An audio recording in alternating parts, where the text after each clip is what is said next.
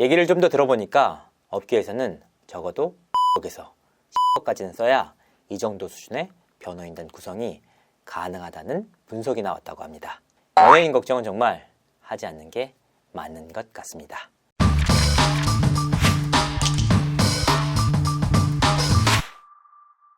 시청자 여러분 안녕하세요.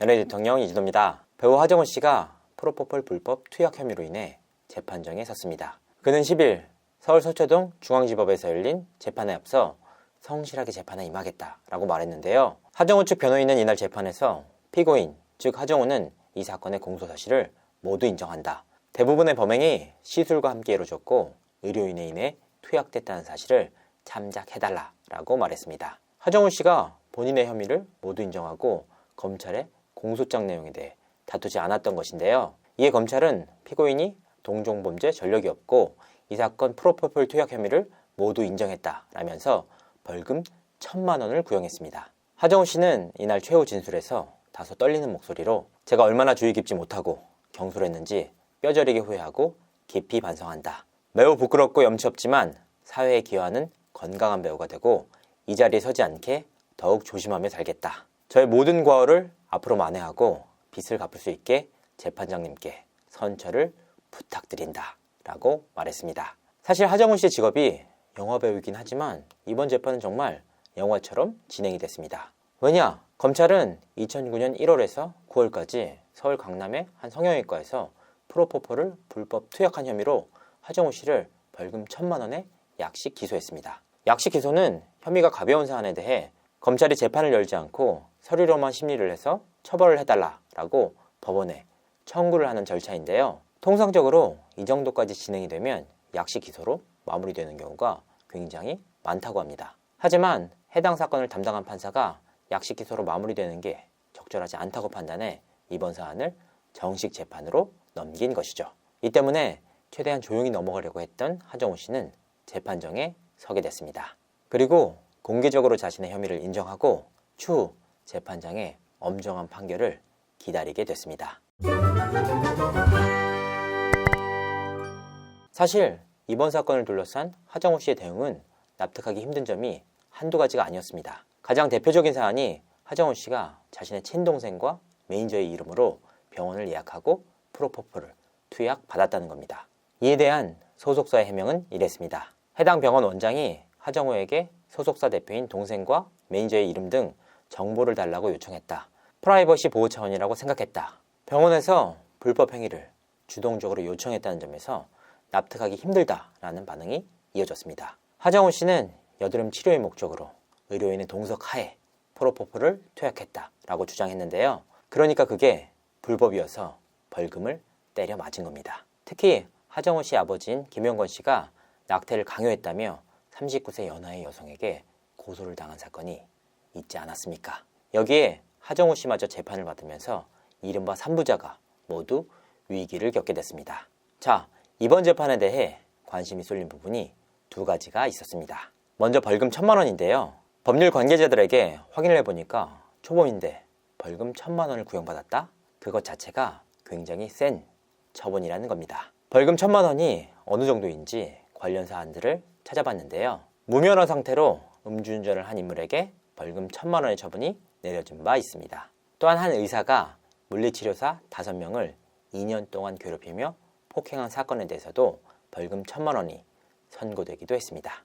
물론 선고 공판을 기다려봐야 하긴 하지만 벌금 1,000만 원을 구형받았다는 것 자체가 혐의가 상당한 수준이라고 봐야 한다는 겁니다. 관심이 쏠리는 또 하나의 부분은 하정우 씨가 선임한 호화 변호인단입니다. 일단 어떻게 변호인단을 꾸렸는지 한번 살펴봤는데요. 그야말로 어마어마했습니다. 하정우 씨는 국내 10대 로펌으로 꼽히는 율촌, 태평양, 바른 등을 포함해 총 4개의 법무법인에서 10명의 변호사를 선임했습니다. 먼저 수사 단계부터 하정우 사건을 담당한 율촌의 A 변호사는 수원지검 부장검사로 퇴임한 이력이 있습니다. 태평양에서 선임한 B 변호사는 경찰 출신이었고 태평양의 C 변호사는 대검찰청 강력부 부장검사 출신이었습니다. 하정우 씨가 이번 재판을 앞두고 선임한 바른의 변호사 3명 가운데 2명은 부장판사 출신이었는데요. 그러니까 부장판사 출신 2명, 부장검사 출신 2명, 경찰 출신 1명 등 그야말로 어마어마한 변호인단을 꾸린 것입니다. 이 같은 대응을 두고 법조계에서는 다소 의아하다라는 반응이 나왔습니다. 이렇게까지 호화 변호인단을 선임할 사안인가 라고 말이죠.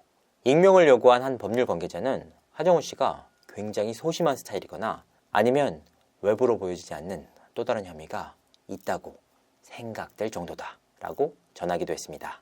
또 다른 법률 관계자는 이번 사건으로 생길 위약금 분쟁에 대비해 소송 과정에서 최대한 유리한 판결을 받으려고 하는 것으로 보인다 라면서도 하지만 진짜 문제는 다툴 만한 여지가 별로 없어 보인다 라고 전하기도 했습니다.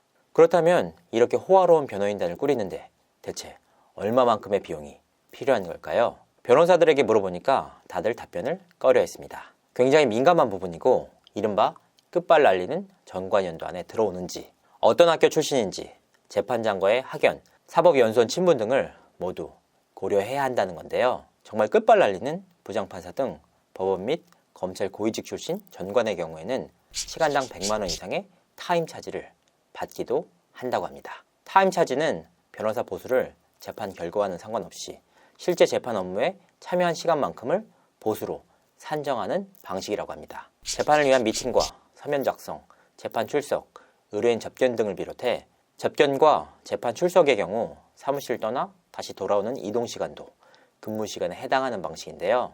이 같은 방식을 택한 이재용 회장의 경우에는 1심 변호사 비용만 100억 원에 이른다는 추정이 나오기도 했습니다. 하정우 씨의 경우에도 부장판사, 부장검사 출신이 4명이나 되지 않습니까? 다만 하정우 씨의 경우에는 이재용 회장과 직접적인 비교는 어려웠습니다. 일단 제가 확인을 해본 변호사들은 내게 법무법인의 변호사 수임료를 더한 액수가 억대라고 보면 될 것 같다 라고 전했습니다. 억대, 굉장히 모호한 표현이 아닐 수 없습니다.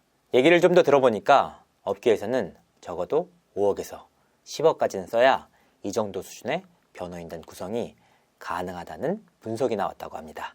통상적으로 형사사건에 있어 변호사 최저 수임료가 500만 원이라는 점을 감안할 때 상당히, 아니 엄청나게 높은 금액입니다. 특히나 태평양이나 바른 등의 법무법인은 일반인들이 사건을 의뢰하기조차 힘든 곳이라고 합니다. 하정우 씨가 워낙 유명한 배우인데다 사회적으로 큰 관심이 쏠린 사안이라 이들 법무법인에서 사건을 수임한 것으로 보입니다. 그러니까 적어도 5억 원 이상을 써서 벌금 1,000만 원을 받아낸 것이죠. 연예인 걱정은 정말 하지 않는 게 맞는 것 같습니다. 억대의 수임료를 써서 받아낸 1,000만 원의 벌금. 이번 기회를 통해서라도 하정우 씨가 진심으로 반성하길 바라는 마음입니다. 이상으로 이진호였습니다. 감사합니다.